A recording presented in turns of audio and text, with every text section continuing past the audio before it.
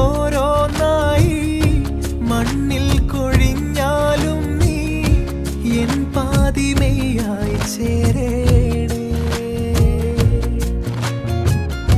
തിങ്കൾ നിലാവായി നിന്നെ എൻ കൈക്കുടന്നയ്ക്കുള്ളിൽ എന്നും നിറയ്ക്കാനാവേണേ.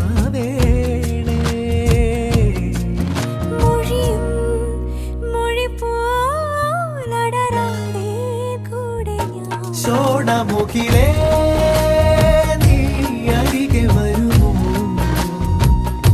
താരലിപിയായി പ്രണയമെഴുതാൻ ദേവകഥ